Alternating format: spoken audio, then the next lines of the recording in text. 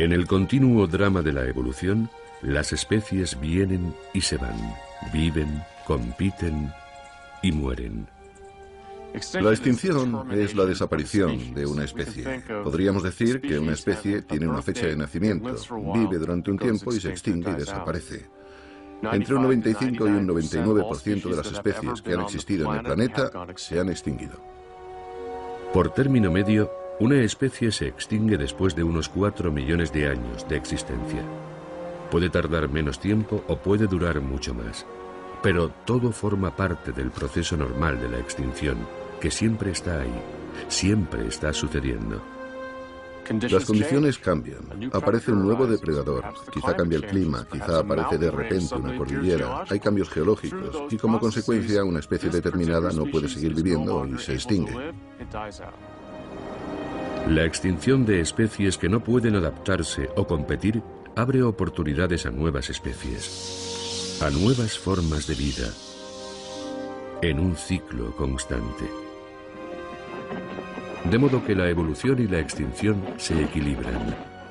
Pero, ¿qué ocurre cuando una catástrofe a escala planetaria aniquila a un gran número de especies en una gran extinción masiva?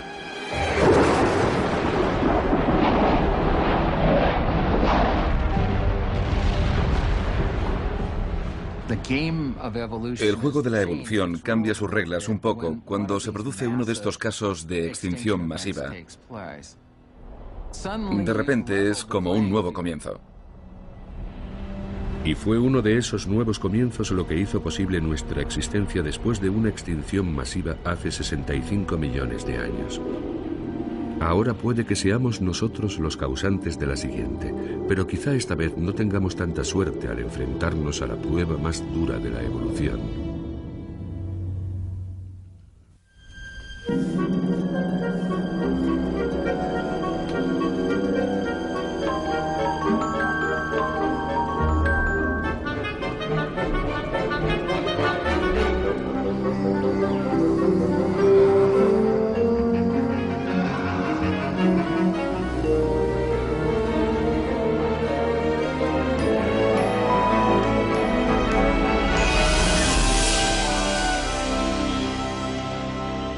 Evolución. Extinción. 5 veces en los últimos 500 millones de años, una extinción masiva ha acabado con la mayoría de las especies vivas del planeta. La Tierra misma nos cuenta esta asombrosa historia con sus registros geológico y fósil que se extienden a lo largo del tiempo. Hoy en día, los rebaños de ovejas recorren las tierras altas del desierto de Karoo, en Sudáfrica. Pero hace 200 millones de años, el Karoo era el hogar de animales que apenas podemos imaginar. Era su mundo, y de repente desaparecieron. El geólogo Peter Ward está aquí para estudiar los secretos de la mayor extinción masiva de la historia, la que exterminó a aquellos animales. Y es un desafío que a cualquiera le parecería imposible. A finales de 1999 pasé 3 semanas acampando junto a una vieja granja abandonada.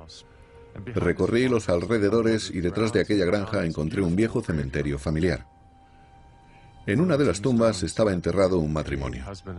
A su derecha descansaban sus 2 hijos. Las lápidas estaban fechadas, creo recordar, entre 1892 y 1897. La madre había sido la primera en morir, y el hijo más joven había muerto en 1897, a los 42 años. Todos ellos habían fallecido en un periodo de 5 años. Aquí tuvo lugar una tragedia, y no sabemos nada de lo que sucedió. En el epitafio dice, ¿qué quiere decir? Tomad mis cenizas y esparcidlas sobre la tierra. Así que hace 100 años esta familia desaparece de la faz de la Tierra y no tenemos la menor idea de qué los mató. Así es. ¿Y cómo voy a poder averiguar lo que mató a los animales que vivieron en esas montañas y cuyos fósiles tienen 250 millones de años?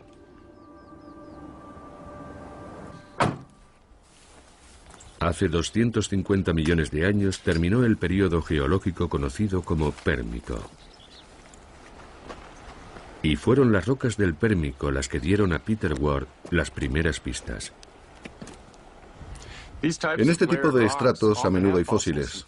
Aquí en el Karoo se suelen encontrar muchos fósiles. Los hay de dos tipos. Por una parte hay esqueletos y por otra hay restos de actividad animal. Algunos animales excavan madrigueras, hacen pequeños túneles en los estratos. Probablemente hubo uno ahí detrás. Esto puede ser un hueso o una madriguera. Aquí hay un resto de un animal excavador de algún tipo que vivió y excavó en estos estratos. Eso nos indica que aquí no solo había grandes animales vertebrados, sino una gran diversidad de animales más pequeños. A veces se morían solos, a veces los cazaban los depredadores. Sus esqueletos cayeron en estos sedimentos y son los fósiles que encontramos. El Museo Sudafricano de Ciudad del Cabo alberga fósiles de docenas de especies procedentes de ese mundo perdido del Pérmico. Iba por un camino en el campo y allí, en mitad del camino, vi un pequeño fragmento de hueso que sobresalía de la pizarra. Cogí la piqueta y empecé a limpiarlo de tierra y me encontré con esto, la parte posterior del cráneo. Seguí bajando hacia el morro y cuando encontré el colmillo, este bonito colmillo facetado, supe que tenía un cráneo completo. Entonces empecé con la larga tarea de desenterrar la parte posterior del cráneo, limpiando vértebra tras vértebra, en esta dirección, donde empezaban a verse las costillas. Y 3 horas después supe que era un esqueleto de listrosaurio completo y articulado. Los listrosaurios eran los herbívoros más comunes del Pérmico. Los gorgonópsidos, feroces depredadores de hasta 3 metros de largo, dominaban las llanuras. Pero el período pérmico termina repentinamente. El registro geológico muestra un cambio catastrófico en el umbral del siguiente período geológico, el Triásico. Los geólogos podemos trepar a través del tiempo. Ahora voy a subir unos 15 metros por esta pendiente, y eso significa que habré recorrido entre 2000 y 5000 años.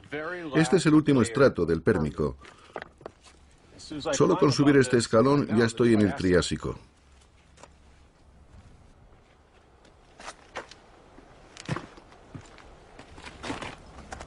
Ahora estoy sentado en el lecho más bajo del Triásico. No encontramos fósiles. Todos los animales del Pérmico que vimos ahí abajo han desaparecido por completo. Sabemos que unos pocos sobrevivieron, porque volvemos a encontrar un par de especies más arriba, pero en estos niveles no encontramos nada. Y no solo no hay fósiles, tampoco hay madrigueras, ni túneles, ni restos de actividad animal alguna. Lo único que vemos son capas de roca que se formaron en la ausencia de vida animal. Tan catastrófica fue esta extinción masiva que ni siquiera los animales más pequeños sobrevivieron. Se extinguieron los poderosos y los débiles. Este lugar está muerto. ¿Qué pudo provocar tal destrucción? ¿Qué pudo convertir el día en una noche aparentemente interminable? Pudo ser la colisión de un cometa, como sugieren hallazgos recientes, o una combinación de diferentes factores.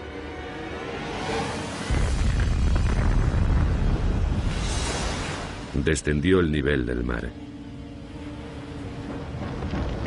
Se produjo un fuerte ascenso de las temperaturas a escala global. Hubo erupciones volcánicas que depositaron 1 millón de kilómetros cúbicos de lava. La atmósfera cambió al aumentar el nivel de dióxido de carbono. Se destruyeron ecosistemas en todo el mundo.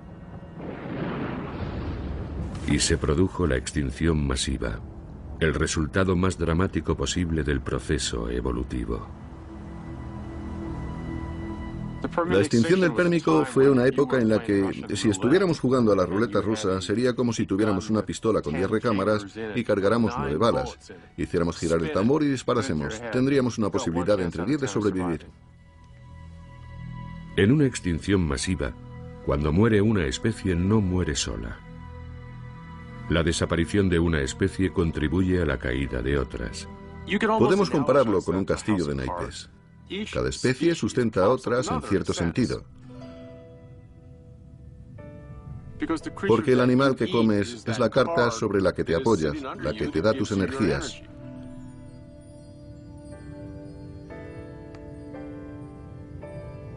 Ahora vamos a imaginar que empezamos a quitar cartas, una detrás de otra.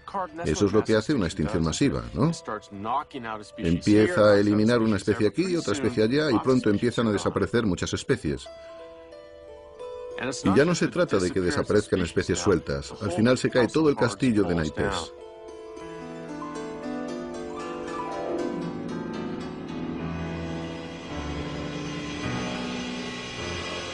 Se trata de un efecto en cadena, y en eso consiste una extinción masiva.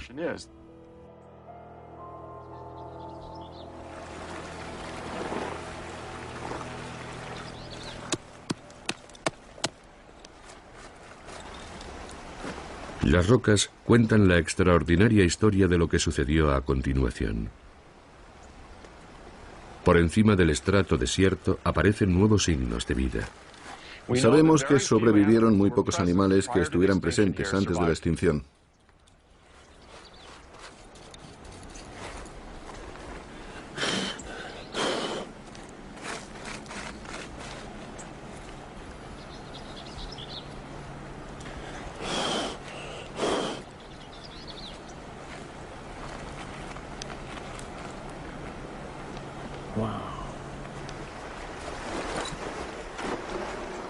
Acabo de encontrar un reptil mamiferoide carnívoro en un estrato que se encuentra justo encima de la extinción masiva.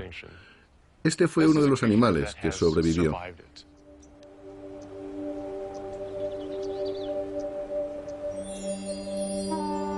Los reptiles mamiferoides parecían cruces entre perros y lagartos. Pero no fueron los únicos supervivientes. Dos linajes que sobrevivieron tuvieron más adelante una tremenda importancia. Los dos son animales bastante pequeños. Empiezan a evolucionar porque el mundo está vacío. Y los mundos vacíos producen un número tremendo de diversificaciones evolutivas.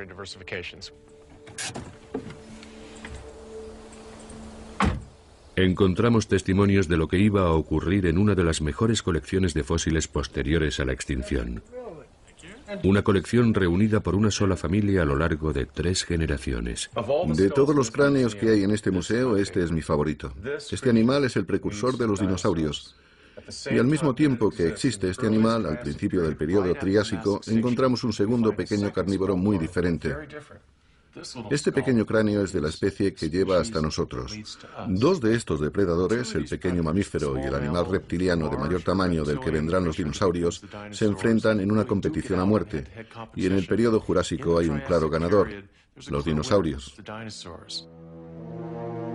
Los primeros dinosaurios tardaron alrededor de 20 millones de años en evolucionar hasta convertirse en las criaturas gigantes en las que pensamos hoy en día. Los dinosaurios se hacen grandes, alcanzan una diversidad enorme, con todo tipo de adaptaciones extrañas, con armaduras, hay animales depredadores, animales voladores, y se convierten en los animales que dominan el paisaje. Y los mamíferos se refugian en las sombras. Son pequeños, como musarañas o como ratas. Se parecen a algunos de los animales menos impresionantes que conocemos en la actualidad.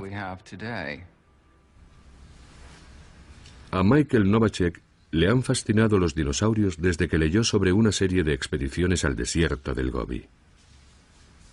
Mi historia personal con el Gobi empezó hace mucho tiempo. Yo tenía 7 años. Había un explorador muy famoso, Roy Chapman Andrews, que quería ir a Asia Central a buscar restos de humanos primitivos y que terminó encontrando una gran cantidad de dinosaurios. Escribió libros y a los niños les encantaban, y yo era uno de aquellos niños. En los años 30, Roy Chapman Andrews hizo varios viajes al Gobi. Viajaba a lo grande, con 6 automóviles, un equipo de científicos y 100 camellos. No encontró restos de humanos primitivos, pero en cambio se topó con algo mucho más antiguo. Conservados en la piedra caliza, había huesos y huevos de dinosaurios de hacía 80 millones de años. y también fósiles de pequeños mamíferos. Los mamíferos eran parte de los asombrosos hallazgos que hizo la expedición de Andrews. No eran lo más espectacular. Muchos de aquellos mamíferos son muy pequeños, diminutos. Pero eran muy importantes para la ciencia, porque entonces no se sabía prácticamente nada sobre los mamíferos más antiguos que hubieran vivido a la vez que los dinosaurios hace casi 100 millones de años. El desierto del Gobi es uno de los lugares más aislados del mundo. Cuando China volvió a permitir el acceso a científicos extranjeros hace más de una década, hubo toda una peregrinación. Muchos, entre ellos miembros del equipo de Novacek, buscaban fósiles de dinosaurios. En el desierto encontraron lo que buscaban: más de aquellos extraños huevos de dinosaurio. Pero esta vez, Novacek buscaba algo aún más extraño. En realidad íbamos un poco más hacia el oeste, pero por el camino se quedó atascado el camión cisterna y hubo que parar para desatascarlo. Y mientras lo liberaban, algunos cogimos un par de jeeps y nos acercamos a una pequeña loma. De repente me encontré un cráneo de mamífero en el suelo. Y cada 15 minutos alguien decía: «Tengo otro mamífero». Y yo decía: «Aquí hay otro». Para la hora de comer teníamos como 50 cráneos de mamíferos. Ya teníamos más de la cantidad descubierta en el Gobi en un periodo de 7 décadas.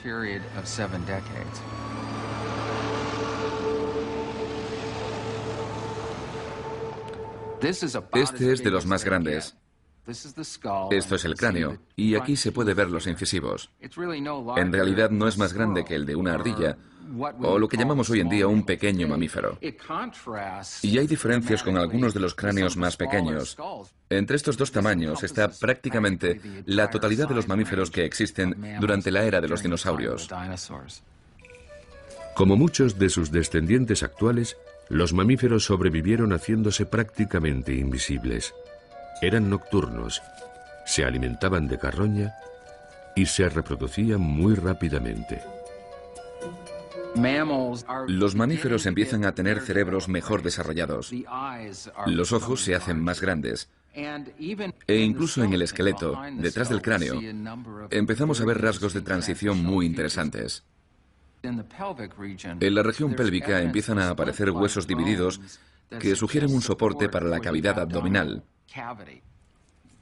Probablemente servía para soportar una bolsa, similar a la de los marsupiales actuales, como las zarigüeyas y los canguros. Una transición entre un comportamiento más primitivo, ovíparo, y otro más avanzado. Una forma de reproducción más avanzada, como la de los mamíferos placentarios actuales como nosotros. Pero los mamíferos siguieron siendo ciudadanos de segunda, en un mundo donde los dinosaurios dominaron, hasta que volvió a ocurrir lo inconcebible hace 65 millones de años.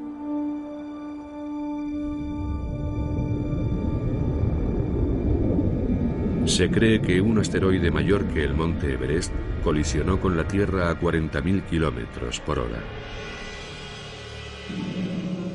Los mamíferos estaban acostumbrados a evitar a los dinosaurios, pero un asteroide era algo totalmente distinto.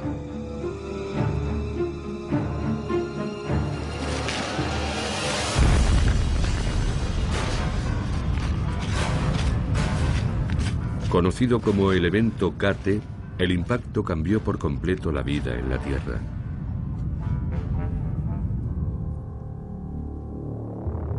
Los pequeños mamíferos sobrevivieron, pero en un paisaje de muerte y destrucción. El castillo de naipes construido desde la anterior extinción masiva se hundió. Pero esta vez, la peor parte fue para los dinosaurios. Sin casi lugares donde esconderse, menos comida e incapaces de proteger a sus huevos o crías, los dinosaurios se extinguieron y los mamíferos consiguieron sobrevivir.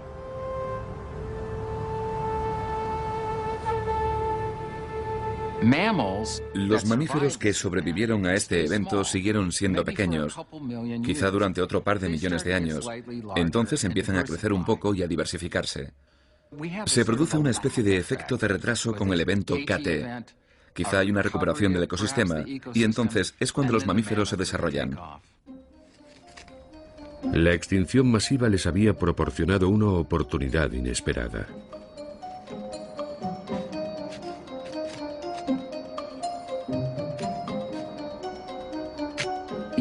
Se puede pensar en los mamíferos tras el efecto Kate como colonizadores.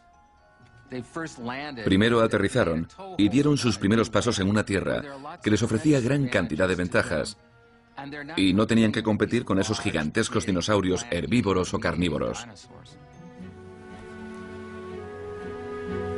Se extienden y pueblan el mundo entero. Compiten y se diversifican hasta que los animales más grandes de la Tierra son mamíferos. Hace unos 35 millones de años, la evolución de los mamíferos produjo los primeros monos y simios verdaderos a partir de primates algo más pequeños. A partir de ahí, generación tras generación, el proceso de adaptación y cambio, de evolución, continúa. Hace entre 5 y 6 millones de años, en África, aparecen los primeros primates humanoides.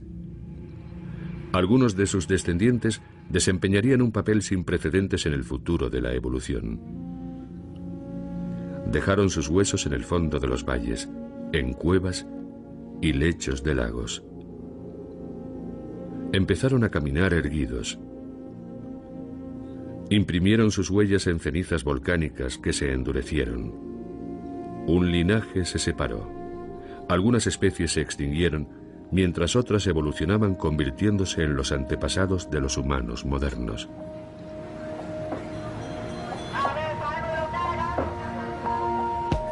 Hoy en día, la tierra hierve de humanos. Esto es Bangkok, la capital de Tailandia. Tiene 10 millones de habitantes y sigue creciendo. Ahora hay más de 6.500 millones de seres humanos en el planeta. Incluso los dinosaurios huirían de nosotros. Hemos provocado un aumento radical del ritmo de extinción. Ahora es más de 100 veces superior a lo normal. A muchos científicos les preocupa que nosotros seamos el próximo asteroide que traiga la sexta gran extinción masiva a la Tierra.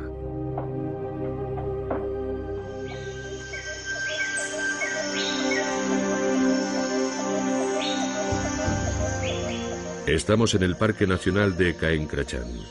Población 0 habitantes en una extensión que dobla la de Bangkok. Es lo que parece un mundo oculto, virgen, intemporal.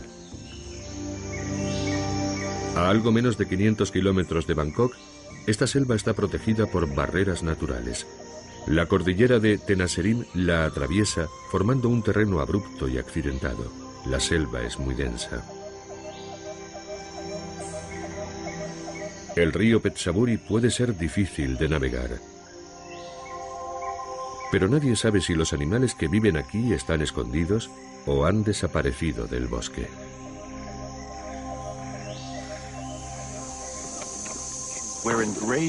Existe un grave peligro de que se produzca el síndrome del bosque desierto.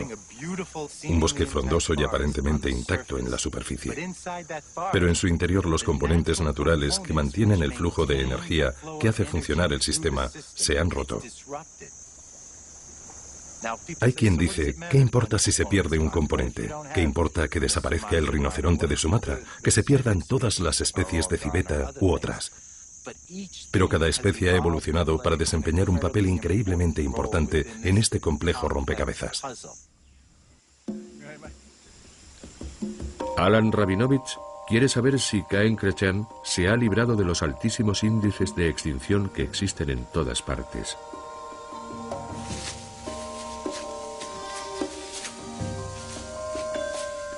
Para ello, él y su compañero Tony Lynham están recogiendo datos sobre el número de animales que viven en el parque, en especial los carnívoros.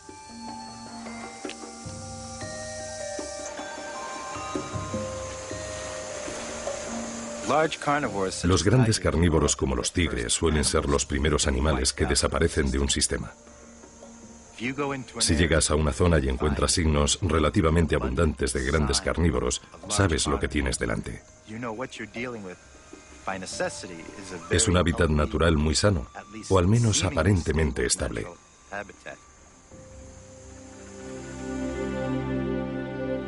Un hábitat típico funciona así.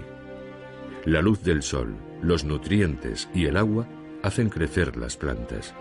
Las plantas sirven de alimento a los herbívoros, que a su vez sirven de alimento a los carnívoros.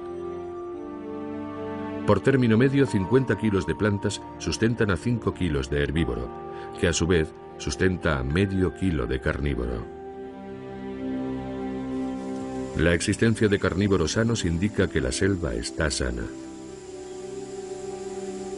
La última vez que estuvo aquí Alan Rabinovich, los datos del bosque eran buenos. Hace más de 10 años llegué aquí al Parque Nacional de Caen Krachan y fue una alegría ver que esto estaba maravillosamente intacto en cuanto a vegetación. Pero lo mejor de todo fue que encontré rastros de tigres por todas partes. Seguía pequeños ríos y veía familias de nutrias que se ponían a nadar a mi alrededor. Por las noches venían elefantes a mi campamento. Los gibones cantaban todas las mañanas. Los calaos volaban por encima de nuestras cabezas todo el tiempo. Este era un bosque sano, intacto, relativamente libre de cazadores, lo que lo convertía probablemente en un lugar excepcional en Tailandia. De hecho, cuando recorrimos todo el país, al final del estudio, se vio aún con más claridad que Caen Krachan era con diferencia el bosque más virgen, más intacto que quedaba en todo el país. ¿Pero sigue siendo así actualmente? En la búsqueda de la vida, cada parada aporta nuevos datos. Recientes de elefante, buen tamaño, y de felino, de un pequeño felino. El grupo utiliza las sendas de los elefantes para moverse por la selva. Esto es una senda de elefantes. Son los senderos que los elefantes están recorriendo constantemente. Y cada vez que pasan junto a esta liana, la empujan hacia allá y luego vuelven a empujarla hacia aquí. Por eso se ha pelado la corteza así. En el parque hay otros 3 equipos recogiendo unas cámaras especiales con sensores de movimiento que se colocaron cuidadosamente hace un mes. Las llamadas cámaras trampa toman una foto cada vez que pasa por delante de ellas un animal. Se ha quedado sin batería, parece. La cámara ha hecho un rollo entero de película y se ha rebobinado, así que tenemos aquí 36 fotos. Lo que nos permiten hacer las cámaras trampa es recoger datos concretos sobre los animales que nos ayudan a cuantificarlos. Una cosa es decir, mira, hay signos de tigres por todas partes, y otra decir, en este estudio hemos tomado fotos de un mínimo de un número X de tigres. Las cámaras son como un observador invisible. En un día, una cámara trampa puede fotografiar más tigres de los que Rabinovich podría ver en meses. Yo diría que acampemos aquí. Mañana bajamos por el río y revisamos esta zona. Y vemos si hay rastros de cocodrilos siameses. ¿Ahí es donde piensas que puede haber cocodrilos siameses? Sí. Eso sería increíble. Sí, eso sería algo especial. El cocodrilo siamés es una especie que hace 30 años se encontraba en todas las selvas tropicales de Asia. Pero han sido cazados sin descanso por su piel. Hace más de una década que no se ha visto a ninguno.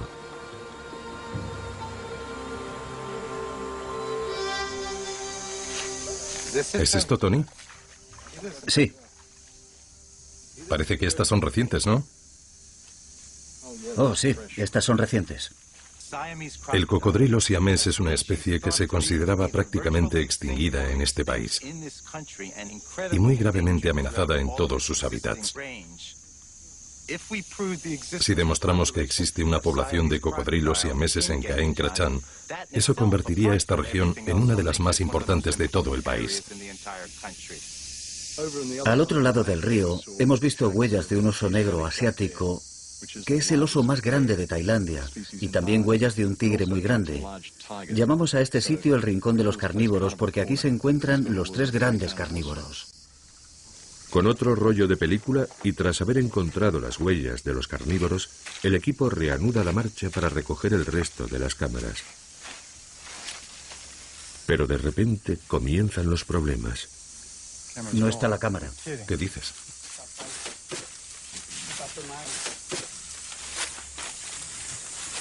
La cámara ha desaparecido. ¿Pero dónde demonios está? Alguien la ha robado. Mierda, la han robado. Sí, ahí se ve que la han cortado. La han cortado por aquí. Alguien ha pasado, ha cortado el bambú y se ha llevado la cámara. Eso puede significar que hay ladrones. O puede significar que hay más cazadores de los que creíamos en la zona. No está. No está. Se han llevado la cámara trampa. ¿Y esa? Tampoco está. No me lo puedo creer. Qué estupidez. ¿Por qué está pasando esto? ¿Por qué se llevan las cámaras? ¿Qué significa que se lleven las cámaras? Significa muchas cosas. En cuanto a los datos, es una pérdida enorme. Cuesta una cantidad increíble de tiempo y de trabajo planificarlo todo. Simplemente llegar hasta una zona como esta. Elegimos esta zona porque está alejada de todo. El hecho de que las cámaras hayan sido robadas y destrozadas es muy mala noticia. No me había ocurrido nada así en los más de 20 años que llevo viniendo aquí. Parece que alguien ha pasado por delante y la cámara le ha hecho una foto y no querían que eso ocurriera. Así que han intentado llevarse la cámara. Han intentado romper el cierre, pero el cierre tiene un cable de acero. Y no han podido llevársela.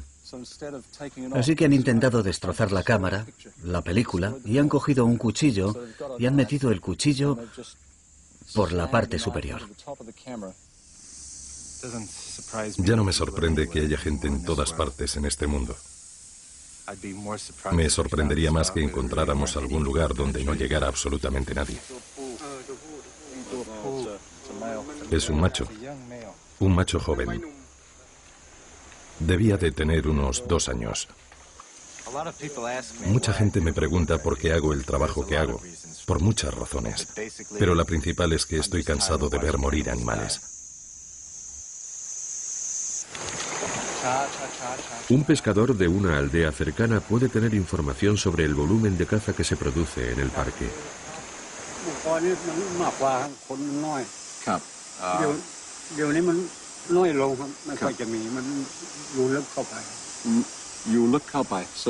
Ahora hay menos tigres que antes porque hay mucha más gente y los tigres se esconden en lo más profundo de la selva.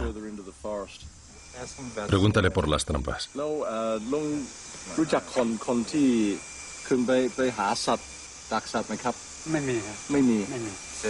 Dice que ellos no utilizan trampas, que no cazan, que aquí no hay cazadores. Me da la impresión de que es una verdad a medias.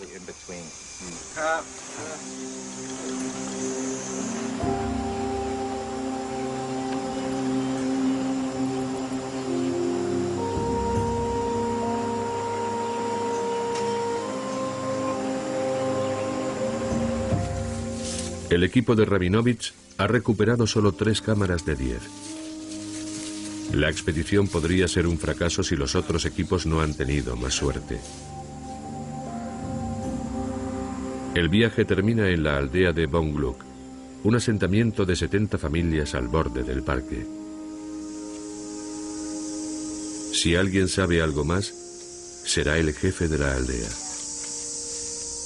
Pregúntale si ha visto este animal. ¿Sabe lo que es este animal?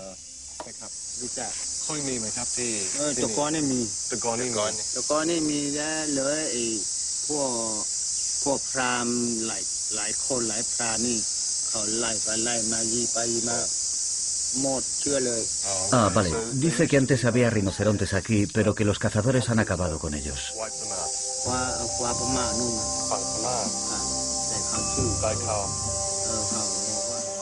No hay duda de que la principal causa de extinción de especies a escala global tiene que ver con los humanos. Todo, desde la tala de bosques a la eliminación de hábitats intactos o la simple destrucción, todo produce cambios. Hoy en día la destrucción de hábitats es la primera causa de extinción. Las poblaciones humanas se extienden o simplemente intentan sobrevivir en un mundo donde la mayoría del espacio ya está ocupado. Por ahora no pueden hacer otra cosa que esperar a ver cómo les ha ido a los otros equipos y cruzar los dedos para que haya suerte.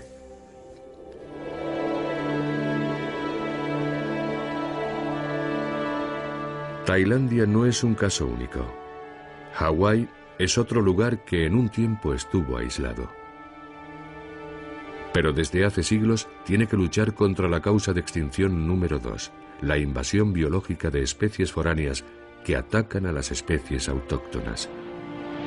Nacidas de la lava de volcanes submarinos, al principio las islas del archipiélago hawaiano estaban desiertas, por lo que todas las especies eran invasoras. El mar llevó hasta allí la vida. Llegaron arañas transportadas por el viento en sus telarañas.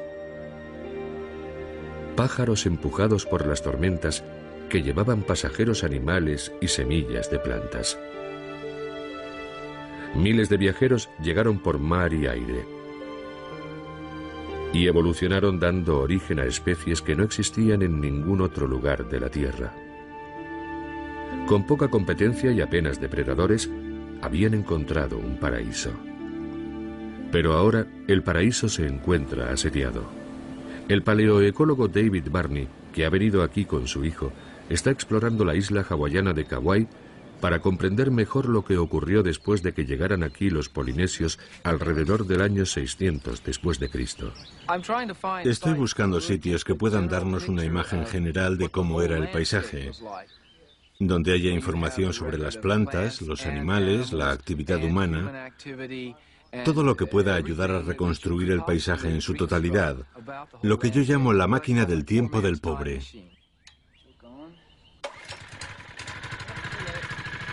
La máquina del tiempo es una dolina en la que el barro y el agua han conservado 10.000 años de historia evolutiva de Hawái.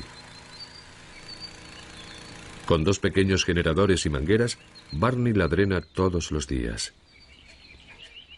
A mí me gusta pensar que es como abrir una ventana al pasado, como descender al pasado en busca de todos esos fósiles diferentes que te dan detalles de casi todo lo que había en cada momento. A menudo recuperamos grandes cantidades de material muy bien conservado. Por ejemplo, huesos de diferentes aves y caracoles, incluso plantas aún desconocidas para la ciencia. Es un trabajo aburrido y sucio, pero el barro conserva los restos a la perfección. Un día cualquiera, Barney puede extraer 500 kilos de sedimentos de la dolina. Un grupo de voluntarios los lava y los examina en busca de fósiles y artefactos. En cuanto los polinesios llegan aquí, encontramos evidencias de grandes cambios. La razón es que los polinesios no llegaron solos. Traían consigo invasores biológicos, plantas, perros, cerdos, ratas, nuevos depredadores que se alimentaban de las especies nativas y las desplazaban. Aquí tenemos a uno de los culpables. Una mandíbula de rata del Pacífico de unos 1000 años de antigüedad. Cuando llegan estas, muchas de las especies nativas empiezan a desaparecer. Los sedimentos nos cuentan la historia. A lo largo del milenio siguiente, la población humana crece. Al principio hablamos de un número relativamente pequeño de personas que llegaron en canoas polinesias. No pudieron ser tantas. Pero con el tiempo, la población de la isla, todavía en la prehistoria, debió llegar a unas cifras similares a las de la población actual. Aquí había mucha gente. Y los humanos transformaron enormemente el paisaje. Cortaron árboles, quemaron praderas y matorral, y el resultado de estas transformaciones fue que los animales más pequeños empezaron a extinguirse. Cuando llega aquí el capitán Cook, se produce la mayor oleada de invasiones biológicas. De repente aparecen gran cantidad de huesos y dientes de cabra en esos estratos. De repente hay muchos menos pájaros y árboles. Los polinesios trajeron un pequeño número de especies cuando llegaron. Los europeos traen cientos y cientos de especies. Ahora estamos en un punto en el que hay unas 1000 especies nativas de plantas en las islas de Hawái y más de 1000 especies invasoras que han traído los humanos. La evolución ha entrado en una nueva etapa. Está ocurriendo algo totalmente nuevo y está directamente relacionado con el efecto del hombre sobre el proceso evolutivo.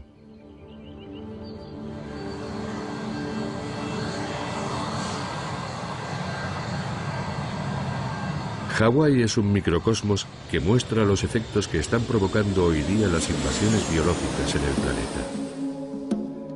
En todo momento hay 100.000 personas volando en aviones sobre el océano Atlántico de un continente a otro. Se envían mercancías a los rincones más lejanos de la Tierra en cuestión de días o incluso de horas. Con ellas viajan pasajeros más pequeños que no volverán a subir a los aviones con sus portadores para volver a casa. En los cargueros, los depósitos de lastre se llenan de agua en un puerto y se vacían en otro. En ellos viajan especies invasoras, como el mejillón cebra, que llegó a Estados Unidos en 1988. Estos moluscos de unos 5 centímetros se reproducen rápidamente, invaden zonas de desove, atascan conducciones de agua y consumen plancton, que las especies nativas de peces y moluscos necesitan para sobrevivir. En la última década, el gobierno estadounidense ha gastado $4.000 millones en intentar exterminarlo. Muchos de los animales y plantas que llegan son capaces de adaptarse con facilidad a nuevos entornos y medrar. Algunos de ellos no causan problemas, pero preferiríamos que otros no tuvieran tanta facilidad para adaptarse. En este nuevo mundo interconectado, las especies invasoras que llevamos con nosotros están acelerando enormemente el ritmo de extinción de las especies nativas. Algunos de estos animales los trajeron individuos particulares como mascotas.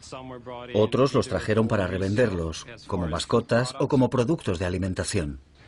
Y algunos vinieron como polizones en diferentes aviones y barcos que llegaban aquí a Hawái. Ese es el caso de la culebra arbórea café. Original de Nueva Guinea, puede llegar a medir más de 3 metros. Durante la Segunda Guerra Mundial, estas serpientes se introducían en los trenes de aterrizaje de los aviones y se hacían un ovillo en los alojamientos de las ruedas, o se escondían entre la carga de los barcos. Cuando llegaban a Guam, escapaban y se refugiaban en la selva. Allí trepaban a los árboles en busca de comida. Los huevos de las aves nativas eran presas fáciles y 9 de las 11 especies originales de aves de Guam se extinguieron. Eso es. Aquí. Ahora el Departamento de Agricultura de Hawái ha empezado a utilizar perros de raza Beagle entrenados para buscar serpientes. ¿Dónde está? Esta vez es un entrenamiento, pero la próxima vez la búsqueda será real. Buena chica, buena chica. La última culebra arbórea café que apareció aquí venía en el tren de aterrizaje de un 747 de Continental Micronesia que había llegado el día antes desde Guam. Eso indica que las serpientes siguen llegando hasta aquí. La principal preocupación del Departamento de Agricultura de Hawái es que la culebra arbórea café se establezca en Hawái. Hawái encabeza la nación en cuanto a especies amenazadas, y muchas de esas especies son aves. Si Hawái pierde a sus aves nativas, también perderá muchas de sus plantas nativas, y todo el ecosistema de Hawái se verá afectado para siempre. Y el paraíso que conocemos podría dejar de existir en cuestión de años.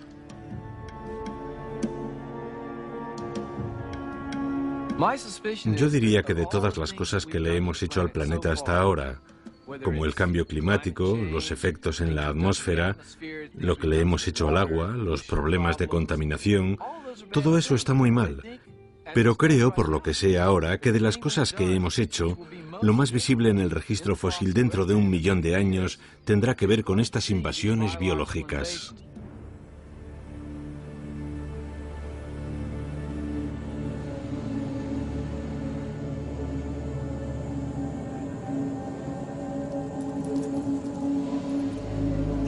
Los científicos han acuñado un término para los invasores biológicos. Las llaman especies maleza. Como las malas hierbas, son capaces de sobrevivir y adaptarse a casi cualquier hábitat, y asfixian a su competencia nativa. Son los grandes supervivientes. Se ha especulado y se ha teorizado bastante sobre por qué las especies invasoras tienen tanto éxito cuando se establecen en nuevos hábitats. Los animales que tienden a invadir son más móviles. Quizás se adaptan mejor a los cambios más generales en los hábitats. Son más flexibles con los cambios medioambientales. Eso les da algún tipo de ventaja competitiva.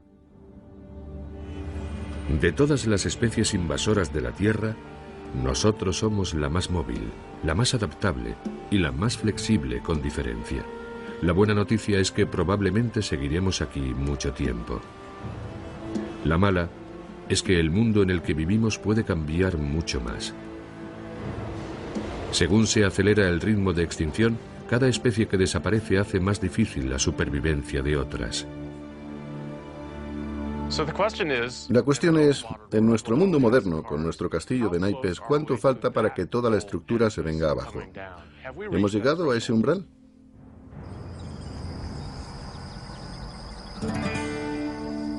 Este es el estado de las grandes llanuras, Dakota del Norte, tierra de granjas. Es donde se está librando una de las batallas contra la extinción provocada por el ser humano. Solo que esta vez estamos enfrentando a un invasor biológico contra otro. Aquí el enemigo es una planta llamada Euphorbia esula o Lechetrezna frondosa, una planta tan adaptable y resistente que está amenazando con exterminar las hierbas nativas. Ya se ha extendido por más de 4.000 kilómetros cuadrados. Hace más de un siglo los pioneros la trajeron sin darse cuenta en los sacos de semillas. Ahora sus descendientes se ven obligados a hacer frente a las consecuencias. La lechetrezna limita el número de cabezas de ganado que puedo mantener en una pradera. Las vacas se comen la hierba que haya, pero si está infestada de lechetrezna, simplemente no la tocan. Tiene una savia lechosa muy amarga y no les gusta. El bisabuelo de Cy Kittelson se estableció en estas tierras. Hoy en día, Cy y su padre son dueños de 1.600 hectáreas. Esta especie invasora ha cubierto más de un tercio de su propiedad. Han probado a fumigarla con insecticida, pero no es fácil vencer a la Lechetrezna frondosa. Yo lo veo como un cáncer de la tierra y deja el terreno completamente inútil. El insecticida cuesta entre 25 y 30 dólares el litro y hacen falta unos 2 litros para fumigar una hectárea, así que cuesta unos 50 dólares por hectárea, y eso sin contar con tu tiempo. Eso viene a ser lo que cuesta la tierra. ¿Cuántas hectáreas podríamos cubrir? Chuck Weiser, el responsable de créditos agrícolas del banco local, conoce bien el coste económico de una invasión biológica. Lleva 25 años luchando contra la lechetrezna frondosa de una forma u otra. La lechetrezna frondosa es una planta perenne muy resistente que compite por los nutrientes y la humedad con nuestras hierbas nativas. Y las aventaja tanto en su capacidad de almacenar nutrientes como en su capacidad de regeneración y crecimiento. Pero si los insecticidas no acaban con ella, ¿cómo pueden los granjeros combatir a un invasor que se está apoderando del nicho ecológico de las hierbas nativas? La solución puede ser otro invasor descubierto cuando los científicos investigaron qué mantenía a raya a la lechetrezna frondosa en su tierra de origen, Rusia. Es el escarabajo pulga. Se está combatiendo el fuego con el fuego en el plano evolutivo. Los escarabajos pulga se alimentan de las raíces y las umbelas de la planta y hacen agujeros que permiten que entren mohos. Vacían las reservas de nutrientes de la raíz, de modo que la van debilitando y cada vez se debilita más y más hasta que deja de crecer. Los primeros escarabajos pulga llegaron al condado de Ward en 1984. Cada verano, equipos de granjeros recogen escarabajos y los trasladan a las zonas invadidas. Estos pequeños escarabajos se reproducen tan rápido que si se liberan 100 ejemplares en un terreno, un año después se recogen 2 millones. Por tanto, el problema solo es trasladarlos al lugar adecuado. Nos dimos cuenta de que era difícil llegar a algunas zonas invadidas que estaban en terreno más abrupto y vimos que podíamos soltar los escarabajos más rápido utilizando una avioneta ligera que con cualquier otro método.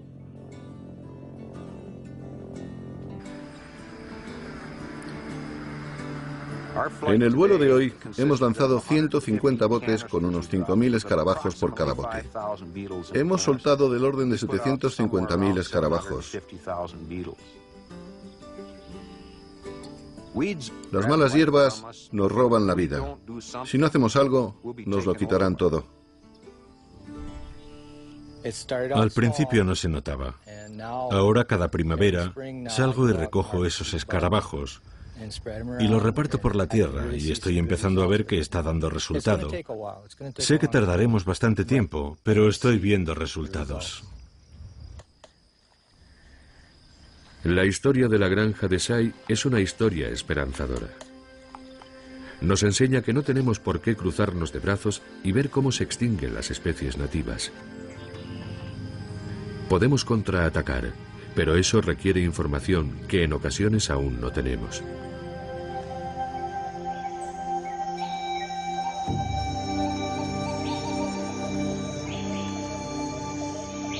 En Tailandia, la expedición de investigadores sigue esperando los datos que necesita. ¿Llegarán los científicos a la conclusión de que ya es demasiado tarde para Caen Krachan? ¿Se ha convertido en un bosque sin animales? Los otros equipos han conseguido recoger sus cámaras sin problemas. Tienen 32 rollos de película en total. Mira esto. Mira lo que tenemos aquí. ¡Qué maravilla! Pero tengo aquí una mejor para ti. Mira esta.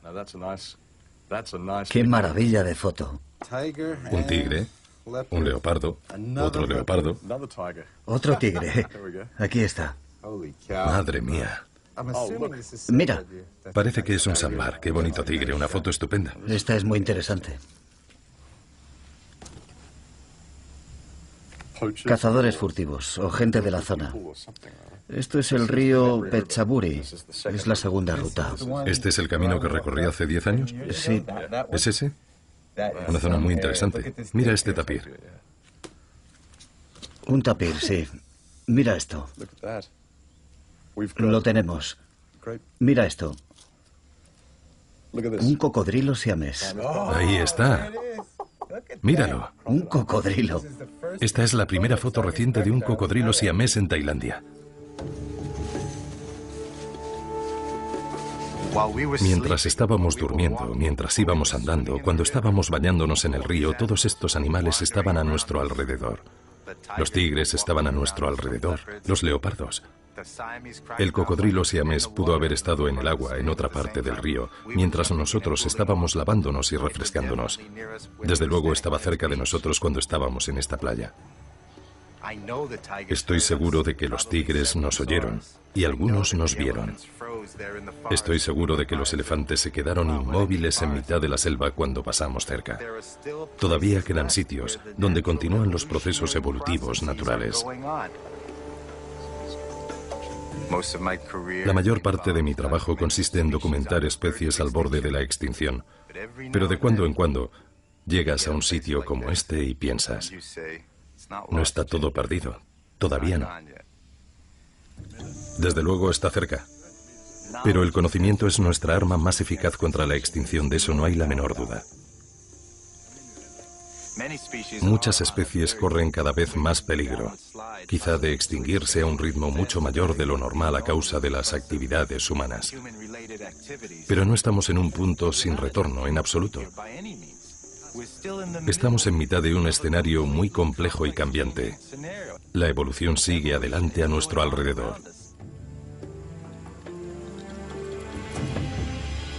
Si podemos frenar el ritmo de extinciones debidas a la actividad humana y evitar una extinción masiva provocada por el hombre, el ciclo natural de la vida y la muerte, de la extinción y la evolución, podrá desarrollarse a su propio ritmo, mientras nosotros seguimos aprendiendo de él. En 1859, Darwin escribió: "No tenemos por qué asombrarnos ante la extinción. Si debemos asombrarnos, que sea ante nuestra propia presunción al imaginar, aún por un momento, que entendemos las numerosas y complejas circunstancias de las que depende la existencia de cada especie. La aparición de nuevas formas y la desaparición de las viejas están unidas".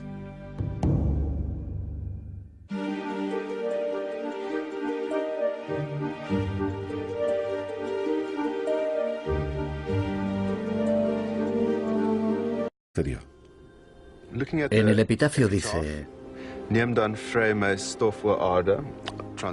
que quiere decir, tomad mis cenizas y esparcidlas sobre la tierra. Así que hace 100 años esta familia desaparece de la faz de la Tierra y no tenemos la menor idea de qué los mató. Así es. ¿Y cómo voy a poder averiguar lo que mató a los animales que vivieron en esas montañas y cuyos fósiles tienen 250 millones de años?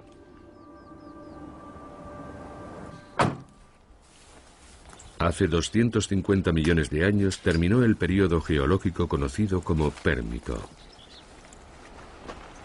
Y fueron las rocas del Pérmico las que dieron a Peter Ward las primeras pistas. En este tipo de estratos a menudo hay fósiles. Aquí en el Karoo se suelen encontrar muchos fósiles. Los hay de dos tipos. Por una parte hay esqueletos y por otra hay restos de actividad animal. Algunos animales excavan madrigueras, hacen pequeños túneles en los estratos. Probablemente hubo uno ahí detrás. Esto puede ser un hueso o una madriguera. Aquí hay un resto de un animal excavador de algún tipo que vivió y excavó en estos estratos. Eso nos indica que aquí no solo había grandes animales vertebrados, sino una gran diversidad de animales más pequeños. A veces se morían solos, a veces los cazaban los depredadores. Sus esqueletos cayeron en estos sedimentos y son los fósiles que encontramos. El Museo Sudafricano de Ciudad del Cabo alberga fósiles de docenas de especies procedentes de ese mundo perdido del Pérmico. Iba por un camino en el campo y allí, en mitad del camino, vi un pequeño fragmento de hueso que sobresalía de la pizarra. Cogí la piqueta y empecé a limpiarlo de tierra y me encontré con esto, la parte posterior del cráneo. Seguí bajando hacia el morro y cuando encontré el colmillo, este bonito colmillo facetado, supe que tenía un cráneo completo. Entonces empecé con la larga tarea de desenterrar la parte posterior del cráneo, limpiando vértebra tras vértebra, en esta dirección, donde empezaban a verse las costillas. Y 3 horas después supe que era un esqueleto de listrosaurio completo y articulado. Los listrosaurios eran los herbívoros más comunes del Pérmico. Los gorgonópsidos, feroces depredadores de hasta 3 metros de largo, dominaban las llanuras. Pero el período pérmico termina repentinamente. El registro geológico muestra un cambio catastrófico en el umbral del siguiente período geológico, el Triásico. Los geólogos podemos trepar a través del tiempo. Ahora voy a subir unos 15 metros por esta pendiente, y eso significa que habré recorrido entre 2000 y 5000 años. Este es el último estrato del Pérmico. Solo con subir este escalón ya estoy en el Triásico.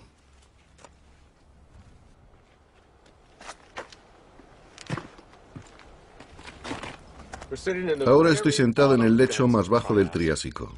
No encontramos fósiles. Todos los animales del Pérmico que vimos ahí abajo han desaparecido por completo. Sabemos que unos pocos sobrevivieron, porque volvemos a encontrar un par de especies más arriba, pero en estos niveles no encontramos nada. Y no solo no hay fósiles, tampoco hay madrigueras, ni túneles, ni restos de actividad animal alguna. Lo único que vemos son capas de roca que se formaron en la ausencia de vida animal. Tan catastrófica fue esta extinción masiva que ni siquiera los animales más pequeños sobrevivieron. Se extinguieron los poderosos y los débiles. Este lugar está muerto. ¿Qué pudo provocar tal destrucción? ¿Qué pudo convertir el día en una noche aparentemente interminable? Pudo ser la colisión de un cometa, como sugieren hallazgos recientes, o una combinación de diferentes factores.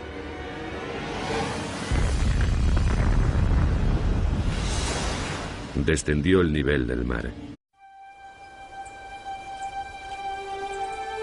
En el continuo drama de la evolución, las especies vienen y se van, viven, compiten y mueren. La extinción es la desaparición de una especie. Podríamos decir que una especie tiene una fecha de nacimiento, vive durante un tiempo y se extingue y desaparece. Entre un 95 y un 99% de las especies que han existido en el planeta se han extinguido. Por término medio, una especie se extingue después de unos 4 millones de años de existencia. Puede tardar menos tiempo o puede durar mucho más. Pero todo forma parte del proceso normal de la extinción, que siempre está ahí, siempre está sucediendo. Las condiciones cambian. Aparece un nuevo depredador. Quizá cambia el clima, quizá aparece de repente una cordillera. Hay cambios geológicos y como consecuencia una especie determinada no puede seguir viviendo y se extingue. La extinción de especies que no pueden adaptarse o competir abre oportunidades a nuevas especies, a nuevas formas de vida, en un ciclo constante. De modo que la evolución y la extinción se equilibran. Pero, ¿qué ocurre cuando una catástrofe a escala planetaria aniquila a un gran número de especies en una gran extinción masiva?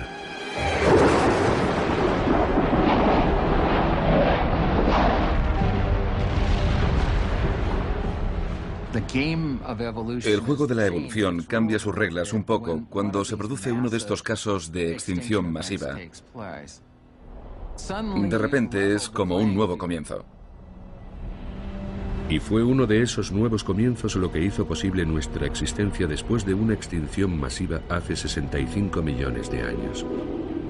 Ahora puede que seamos nosotros los causantes de la siguiente, pero quizá esta vez no tengamos tanta suerte al enfrentarnos a la prueba más dura de la evolución.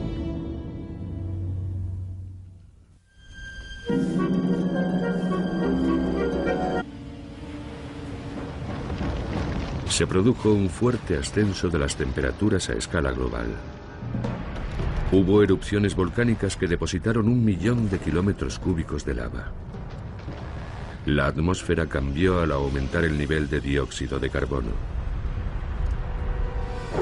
Se destruyeron ecosistemas en todo el mundo. Y se produjo la extinción masiva, el resultado más dramático posible del proceso evolutivo. La extinción del Pérmico fue una época en la que, si estuviéramos jugando a la ruleta rusa, sería como si tuviéramos una pistola con 10 recámaras y cargáramos 9 balas. Hiciéramos girar el tambor y disparásemos. Tendríamos una posibilidad entre 10 de sobrevivir. En una extinción masiva, cuando muere una especie no muere sola. La desaparición de una especie contribuye a la caída de otras. Podemos compararlo con un castillo de naipes. Cada especie sustenta a otras en cierto sentido. Porque el animal que comes es la carta sobre la que te apoyas, la que te da tus energías.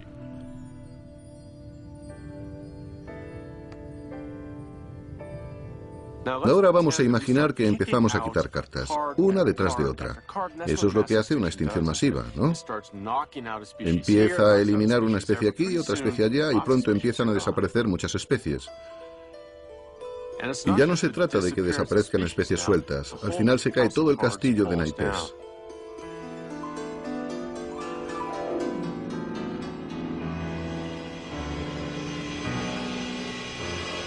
Se trata de un efecto en cadena, y en eso consiste una extinción masiva.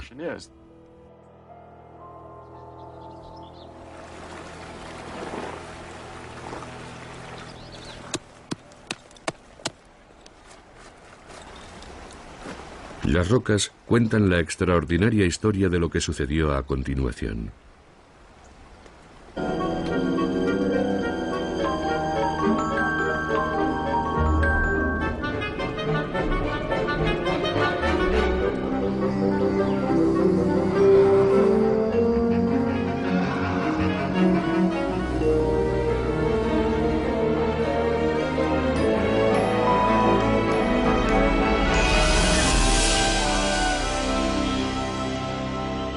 Evolución.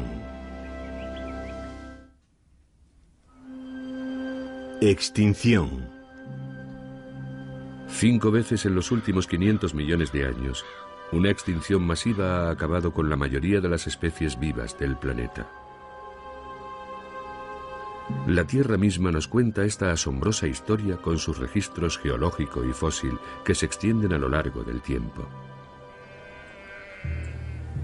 Hoy en día, los rebaños de ovejas recorren las tierras altas del desierto de Karoo, en Sudáfrica. Pero hace 200 millones de años, el Karoo era el hogar de animales que apenas podemos imaginar. Era su mundo, y de repente desaparecieron. El geólogo Peter Ward está aquí para estudiar los secretos de la mayor extinción masiva de la historia, la que exterminó a aquellos animales. Y es un desafío que a cualquiera le parecería imposible. A finales de 1999 pasé 3 semanas acampando junto a una vieja granja abandonada. Recorrí los alrededores y detrás de aquella granja encontré un viejo cementerio familiar. En una de las tumbas estaba enterrado un matrimonio. A su derecha descansaban sus 2 hijos. Las lápidas estaban fechadas, creo recordar, entre 1892 y 1897. La madre había sido la primera en morir, y el hijo más joven había muerto en 1897, a los 42 años. Todos ellos habían fallecido en un periodo de 5 años. Aquí tuvo lugar una tragedia, y no sabemos nada de lo que sucedió.